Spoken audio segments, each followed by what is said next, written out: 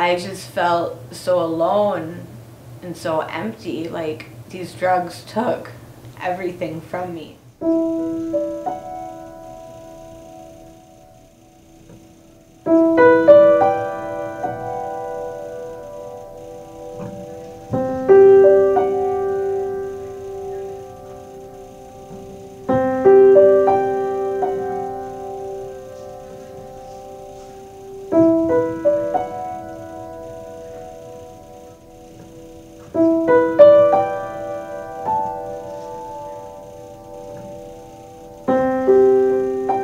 I didn't know what like a real family per se was, or who I wanted to be or anything. Like I just wanted to do what was cool, and I thought like drinking and hanging out with boys was cool. So I started smoking weed when I was like 13. Got drunk for the first time when I was 12. Started experimenting with other stuff as I got older. When I was 16, I met a guy and I thought I was in love. He was not the man that I thought he was, and we started doing heroin. He told me it was coke, and I believed him, and it wasn't. It was heroin. My life kind of took a spiral downward.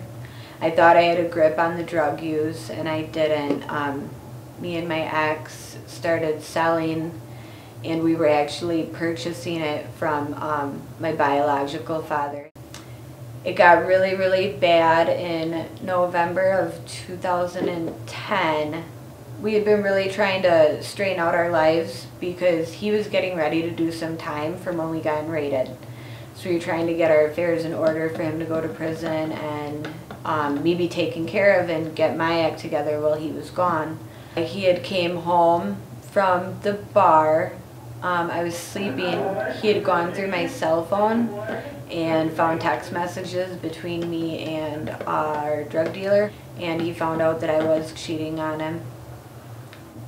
Completely beat me to a bloody pulp. I ended up in the hospital that night, but after he left, I felt like my world was over. I thought without him I was nothing. I needed him to survive, and he had become my drug. And I started shooting up heroin, something I had vowed I would never do. I would do anything as long as I could stick a needle in my arm and feel better. They sent me to an inpatient rehab. The first day I got out, I overdosed. I lost my hearing for 24 hours, and I thought I was gonna end up in a mental institution. So when I woke up, I started doing as much dope as I could handle. And I remember sitting in a corner, rocking, and just begging God to take my life. A few days later, when I was with a couple friends, I overdosed a second time, and they had to use Narcan in order for me to wake up.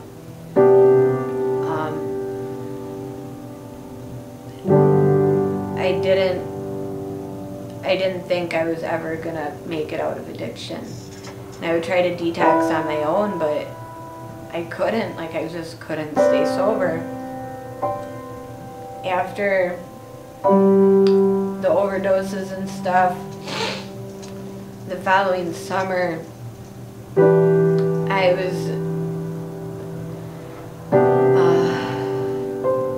had gotten an OWI and a possession. I've been locked up ever since.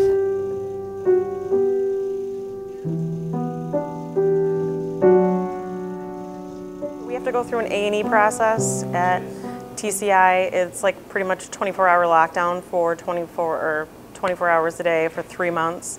I met Danielle about a month after I went into that, just bumping into her at lunch, and you know, she was over the drugs and guns, which she was trying to portray herself as. You know, that's all she was trying to be, a little badass and in this cute little body. Like, it just, I wasn't buying it. We found out like a week before we came to MWCC from TCI that we were going to be in the same group together. We started off together. The Earned Release program is a 6-month gender-based alcohol and other drug addiction program. It deals with all sorts of areas of life. Just we're lost souls, lost puppies, and the doghouse. Really, like we didn't know what direction we were going in. There's a lot of unknowns to them. Is my family gonna understand and respect the changes I've made? Are they gonna be supportive of my recovery plan? Am I gonna be able to stick to the recovery plan? I think it's more about just understanding that we change on a daily basis, whether you're incarcerated or not, whether you have an addiction or not. People change. And I think giving people space to do that and allowing them to transcend where they've been is a really important part of the process, especially for people who want to be supportive of, their changes. You saved my life. This place saved my life. They cared. When I didn't care about myself, they still did. And that's a good feeling. So I just want to say thank you. I would just tell you, Danielle, that I've watched you grow and I've kept my distance just to let you kind of spread out and have your own obstacles in here through the people that you were surrounding yourself with. And I've always been like the big sister waiting in the corner, trying not to interfere with anything, but I need you to know that I've always, had you in eyesight. Like I always knew what you were doing or where you were, not trying to be nosy. And you're so young, you're just a pup, so make the most of it, and you know where to find me. And you won't find me here. So I love you, girl. Be good, fight the good fight. It's worth fighting. I want Culvers so bad, but I've also been really thinking how I just want to run in the grass and play in the grass and smell the fresh air and not have to wear shoes in the shower. To be with my family, just to be human, I guess, spend time with all the people who have never given up on me. Show them that I'm thankful and I'm grateful and I want to be a part of the family again.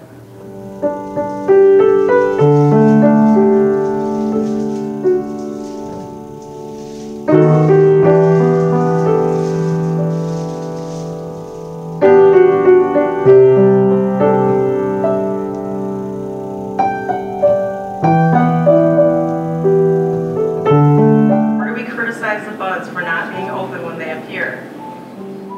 We stand and wonder at the process taking place and give the plant the care it needs at each stage of its development.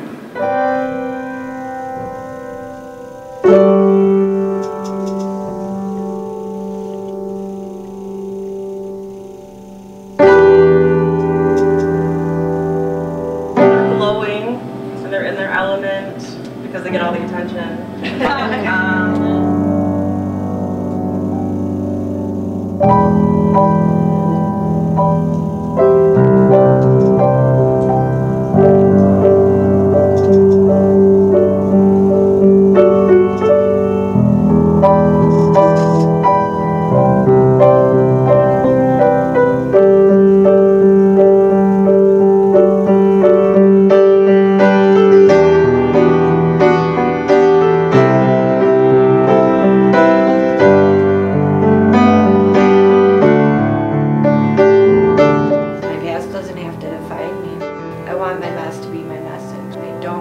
Ashamed of who I was, but I want to be proud of who I am.